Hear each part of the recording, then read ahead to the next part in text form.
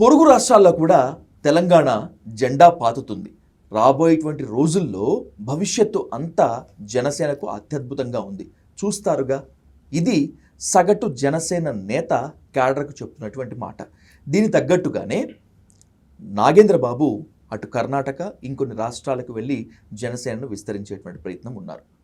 అసలు ఆలు లేదు చూలు లేదు కొడుకు పేరు సోమలింగం అన్నట్లుగా ఆంధ్రప్రదేశ్లో తెలంగాణలోనే అంతంత మాత్రంగా ఉన్న పార్టీ ఇక్కడ ఫోకస్ చేయకుండా మిగతా రాష్ట్రాలకు వెళ్ళటం ఎందుకు దండగా అనేటువంటిది మరొక విమర్శ. ఈ విమర్శకు సమాధానం ఎవరు చెప్తారు, ఎంత త్వరగా చెప్తారు అనేటువంటి దానిపై ఇన్ డెప్త్గా డిస్కస్ చేద్దాం ప్రముఖ political analyst, senior journalist Lalit Kumar గారితో. లలిత్ గారు నమస్తే.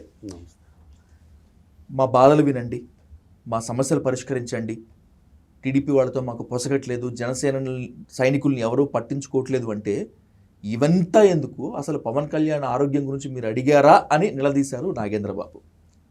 అక్కడతో ఆగిపోలేదు ఆయన. పార్టీ విస్తరణ అంటూ కర్ణాటకకి అటు ఇటు వెళుతున్నారు. వీళ్ళంతా నేల విడిచి సాము చేస్తున్నట్లుగా అనిపించడం లేదా? ఇది వాస్తవంగా చూస్తే అదే అని చెప్పాలి మనం. ఎందుకంటే ఆంధ్రప్రదేశ్లో జనసేన పార్టీ ఏం చేస్తుంది, దాని యాక్టివిటీ ఏంటి అనేది ప్రజలందరికీ తెలుసు. అసలు జనసేన పార్టీలో మెంబర్షిప్ తీసుకుందాం. ఇప్పుడు మొన్న మెంబర్షిప్ చేశారు. మెంబర్షిప్ చేస్తే దాంట్లో 50 to 60% పార్టీ మీద అభిమానంతోనో ఇంకొక దాంతోనో చేసుకున్న వాళ్ళేం కాదు. బలవంతంగా ఎవరు దొరికితే వాళ్ళవి తీసి ఆధార్ కార్డులు అవన్నీ తీసేసి డబ్బులు వీళ్ళే కట్టారు డబ్బులు. ఇంకోటి ఏంటంటే ఆశ్చర్యకరమైన విషయము, జనసేన పార్టీకి గతంలో చేసుకున్న సభ్యులు ఎవరైతే ఉన్నారో వాళ్ళెవరూ రెన్యువల్ చేసుకోలేదు. అంటే రెన్యువల్, ఆ మెంబర్స్ రెన్యువల్కి ఎందుకు వస్తారు? ఈ 2 ఏళ్లలో ఆ సభ్యుడు జనసేన పార్టీ వల్ల, కూటమి ప్రభుత్వం వల్ల ఏదైనా ఒక బెనిఫిట్ పొంది ఉంటే వాడు అభిమానంగా రెన్యువల్ చేసుకుంటాడు. నేను సాయం పొందాను మెంబర్గా ఉండని. అట్లా వీళ్ళు దాదాపుగా 12 లక్షల మంది ఉంటే దాంట్లో 6 లక్షల మంది 7 లక్షల మంది చేయించుకోవాలి రెన్యువల్. వీళ్ళు ఏం చేశారంటే ఇదంతా ప్రోగ్రాము మనం మెంబర్షిప్ అన్నీ చేసి బ్రహ్మాండంగా మనకు చేరిపోతారు, మనం ఒక సభ పెడుతున్నాము, ఆ సభకు వచ్చేస్తారు అన్నట్లు వీళ్ళు చేస్తే రెన్యువల్స్ ఎవరు చేసుకోవాలా, న్యూ మెంబర్షిప్ జరగల. ఒక్కసారి షాక్ గురయ్యి అప్పుడు చకచక అందరూ మాట్లాడేసుకొని ఆ సభ పెడితే పరుగు పోతుందని చెప్పి ఆ సభ క్యాన్సిల్ చేశారు. క్యాన్సిల్ చేసేసి దాన్ని ఎక్స్టెండ్ చేశారు. దాన్ని ఎక్స్టెండ్ చేసేసి మళ్ళీ దాంట్లో ఆ ఫీజులో తగ్గించారు 100 రూపాయలు. ఓకే, అట్లా 3 సార్లు 4 సార్లు అనుకుంటాను వాళ్ళు ఎక్స్టెన్షన్ చేసి నియోజకవర్గ ఇన్ఛార్జీలకు, కొంతమంది పార్టీకి అనుబంధంగా ఉన్న వ్యక్తులకు ప్రెజర్ చేసి చెయ్యండి 5,000 చేయండి 10,000 చేయండి అని చెప్తే వీడు ఎవరు దొరికితే వాళ్ళని తీసుకొచ్చేసి చేసేసారు. అసలు రెన్యువల్స్ చేసుకోని వాళ్లకు ఎవరో డబ్బులు కట్టేశారు.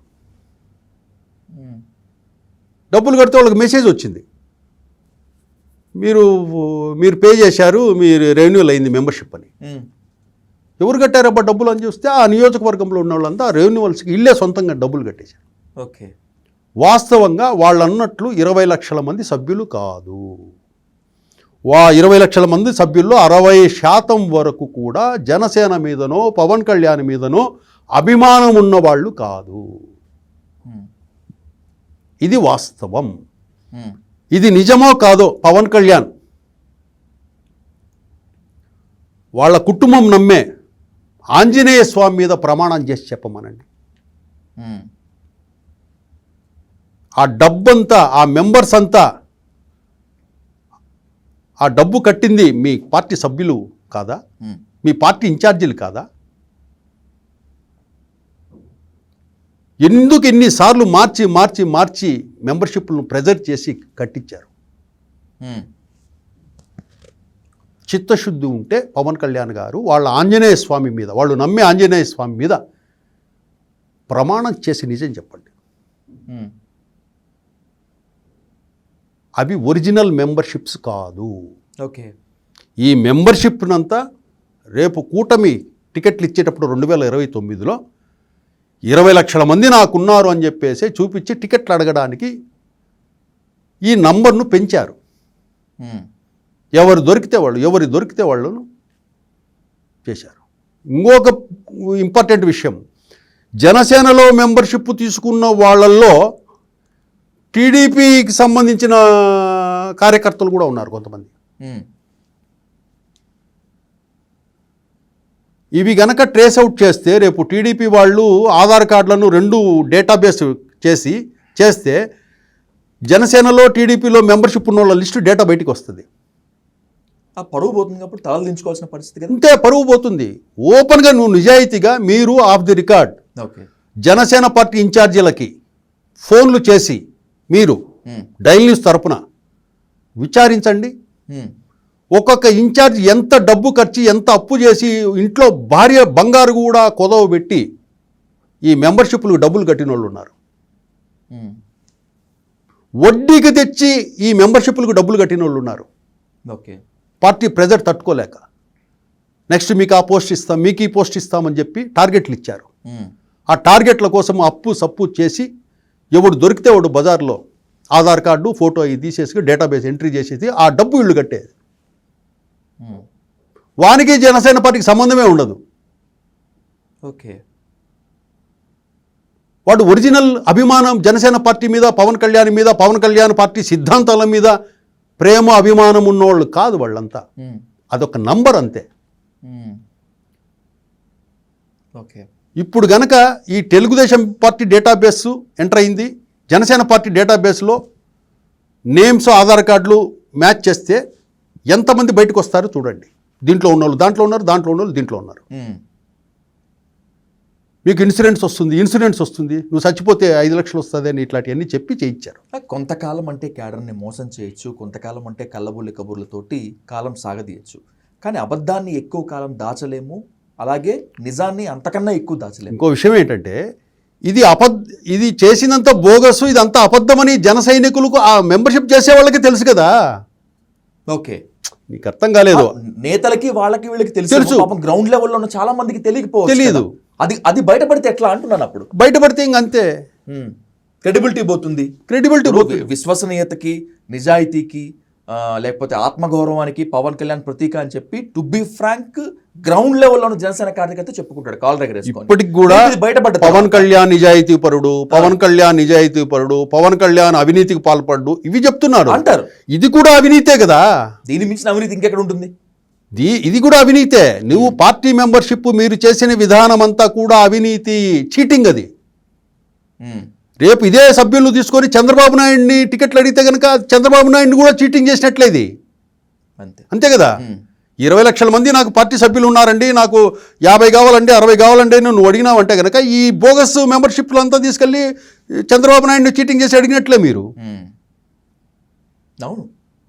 మీరు గ్రౌండ్లో ఉన్న మెంబర్షిప్ చేసిన వాళ్ళని అడగండి.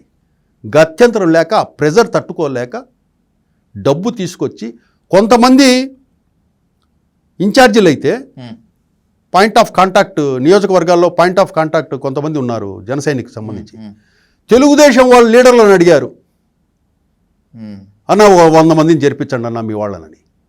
చూసారా, వీళ్ళు ఒక 100 మందిని జరిపించండి అన్న టార్గెట్ ఇచ్చారు అని టీడీపీ నాయకులనే వీళ్ళు అడుక్కున్నారు. కొంతమంది టీడీపీ నాయకులు ఇది అయితే రేపు ఏదైనా అయితే కనుక పరువు పోతుందని చెప్పేసి మేము అటువంటి పని చేయలేమని రిఫ్యూజ్ చేశారు. అట్లా ఎవరు పడితే వాళ్ళను తీసుకొచ్చి చేసి పారేశారు. వాస్తవంగా 20 లక్షల మంది కాదు. ఇది కాదో అవునో నాగబాబును గారిని చెప్పమనండి, పవన్ కళ్యాణ్ గారిని చెప్పమనండి. నువ్వు కొండగట్టు ఆంజనేయ స్వామి అంటావు కదా, రా కొండగట్టు ఆంజనేయ స్వామి దగ్గర నువ్వు ప్రమాణం చేసి చెప్పు, ఇది నిజమైన మెంబర్షిప్, ఇది నిజమైన రెన్యువల్స్ అని చెప్పమనండి. జనసేన పార్టీలో కీలకమైన వ్యక్తులకు సంబంధించిన రెన్యువల్స్ కూడా ఎవడో కట్టేసే డబ్బు.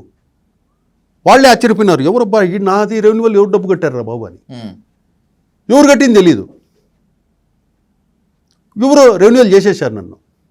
ఓకే, ఆ విధమైన పార్టీ ఈ పరిస్థితుల్లో ఉంటే రేపు ఈ పార్టీకి మనుగడ ఎలా ఉంటుంది చెప్పండి. ఉండదు. ఇదంతా పవన్ కళ్యాణ్కి తెలిసి జరుగుతుందా, తెలియకుండా జరుగుతుందా? నీకు తెలిసి జరిగినా తెలియక జరగకపోయినా నువ్వు చూసుకోవాల్సిన బాధ్యత నీకుంటుంది. అవును. నీ బాధ్యత అది. నువ్వు ఎవడి మీదనో పెట్టి టార్గెట్లు ఇచ్చేస్తే ఎవరో చెప్పింది వింటుంటే అన్న 2 లక్షలు 5 లక్షలు అయినా 10 లక్షలు అయినా 20 లక్షలు అయినా ఆ నంబర్ నువ్వు చూసుకుని నువ్వు ఆనందపడితే ఎట్లా జరుగుతుంది అది అనేది నువ్వు తెలుసుకోవాలి కదా. ఇప్పటికైనా జనసేన వాళ్ళని ఎవరన్నా పిలిపించి లేదా మీరు ఇంటర్నల్గా ఎంక్వైరీ చేయండి. వాళ్ళు ఎంత డబ్బు తెచ్చి కట్టారు. కొంతమంది దగ్గర డబ్బులు లేవు, ఇన్ఛార్జీల దగ్గర. ఈ ప్రభుత్వంలో ఆదాయం లేదు, ఏం పనులు లేవు. ఎందుకంటే టీడీపీ ఎమ్మెల్యేలు ఉన్న చోట్ల వాళ్ళదే పెత్తనం, ఇన్కమ్ లేదు, వీళ్లకు నామినేటెడ్ పోస్టులు లేవు. వీళ్ళు మెంబర్షిప్ చేయమంటే డబ్బులు లేవు. డబ్బులు లేకపోతే హైకమాండ్ నుంచి ఫోన్ వస్తే మీరు చేయండి అంటే మీకు నామినేటివ్ పోస్టులు ఇది ఇచ్చేస్తాం, ఇది ఇప్పిస్తాం, అది ఇప్పిస్తాం, 10,000 చేయండి, 20,000 చేయండి అంటే సార్ డబ్బులు కొద్దిగా ఇబ్బందిగా ఉన్నాయి సార్, చేయలేకున్నాము అంటే ఏమయ్యా మీకు ఇన్ఛార్జి పోస్ట్కి ఏమన్నా 1-2 కోట్లు తీసుకున్నామా? వేరే పార్టీలు అయితే కనుక ఇన్ఛార్జి పోస్ట్ అంటే 1-2 కోట్లు తీసుకుంటాయి కదా. మీకు ఫ్రీగానే ఇన్ఛార్జి ఇచ్చాం కదా, మీరు ఆ మాత్రం డబ్బులు ఖర్చుకు పెట్టుకోకపోతే ఎట్లాగా అని అడిగితే సరే సార్ అని చెప్పి అప్పు సప్పు తీసుకొచ్చి వడ్డీలకు తీసుకొచ్చి ఆ డబ్బంతా తీసుకొచ్చి మెంబర్షిప్ పెట్టారు.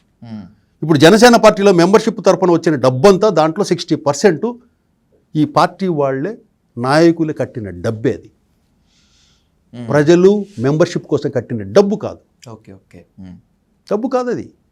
ఇప్పుడైనా మీరు ఆత్మపరిశీలన చేసుకోవాలి. పవన్ కళ్యాణ్ గారు పార్టీ పెడితే ఒరిజినల్గా మనం చేయాలా. డూప్లికేట్ పనులు చేస్తే కనుక అది మన బలం అని మనం అనుకోలేం. ఎప్పుడు కూడా ఒరిజినల్గా ఉంటేనే అది మనం బలంగా మనం చూపించుకుంటాం. కానీ మీరెక్కడో ఎవరికో పార్టీని వదిలేసి మీరు ఇలా తిరుగుతుంటే కనుక రేపు ఘోరమైన పతనం, దారుణమైన పతనం చూడాల్సిన పరిస్థితి ఉంటుంది పవన్ కళ్యాణ్కి. అటువంటి పరిస్థితి రాకుండా జాగ్రత్తగా పార్టీని అసలు మీరు సెలెక్ట్ చేసుకునే పర్సన్సే సరిగా ఉండరు. వాళ్ళు నాయకులను సెలెక్ట్ చేసుకునే నాయకుల్ని సెలెక్ట్ చేసుకున్న తర్వాత వాళ్ళు ఏ విధంగా తయారు చేసుకునే సిస్టమ్ కూడా వీళ్ళ దగ్గర లేదు. కాబట్టి మంచి వాళ్ళని సెలెక్ట్ చేసుకోండి, పార్టీ నిర్మాణం చేసుకోండి. ఈ అవకాశం పవన్ కళ్యాణ్కు రాదు. ఇంత మంచి అవకాశం బాగా నిర్మాణం చేసుకొని స్ట్రాంగ్ టీడీపీ పార్టీ తర్వాత జనసేన పార్టీ అనే పార్టీగా మీరు మంచి పేరు తెచ్చుకోండి. అంతటి బలమైన పార్టీగా మీరు తీర్చిదిద్దుకోండి. అవకాశం వదిలేసి ఇటువైపు జగన్మోహన్ రెడ్డి బలమైన పార్టీ, టీడీపీ బలమైన పార్టీ, మీరు ఆ పార్టీలో తగ్గట్టు మీరు ఎదగాలి కదా. మీరు ఎదగకుండా మీరేదో ఒక సపోర్టింగ్ టూల్ లాగా ఉండిపోతే ఎట్లా? ఈ అవకాశం వచ్చింది, గవర్నమెంట్లో ఉన్నారు, పార్టీని మంచిగా నిర్మాణం చేసుకోవాలా, మంచి మంచి వ్యక్తులను పిక్ చేసుకోవాలా, నాయకులుగా తయారు చేసుకోవాలా. అది వదిలేసి మీరు ఎక్కడ ఉంటారో కార్యకర్తలకు తెలియదు, మీరేం చేస్తుంటారో కార్యకర్తలకు తెలీదు, మీరేం చెప్తారో కార్యకర్తలకు ఎవడో చెప్తే వినాలి వీళ్ళు. ఎవడో మధ్యలో లేయర్ వచ్చి చెప్తే వినాలి వీళ్ళు. అది కాదు. ఎప్పుడు కూడా కార్యకర్తలకు మీరే ఉండాలి డైరెక్ట్గా. అప్పుడే కార్యకర్తకు ప్రాబ్లం ఏంటి, నియోజకవర్గంలో ఏం జరుగుతుంది, స్టేట్లో ఏం జరుగుతుంది అనేది డైరెక్ట్ మీకు తెలుస్తుంటుంది. కాకపోతే ఇక్కడ పవన్ కళ్యాణ్ ఏమాత్రం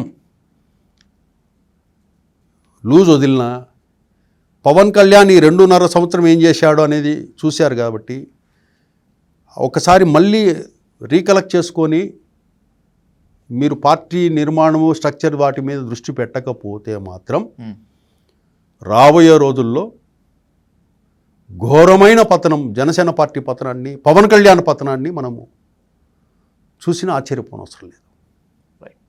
థ్యాంక్ యూ సార్.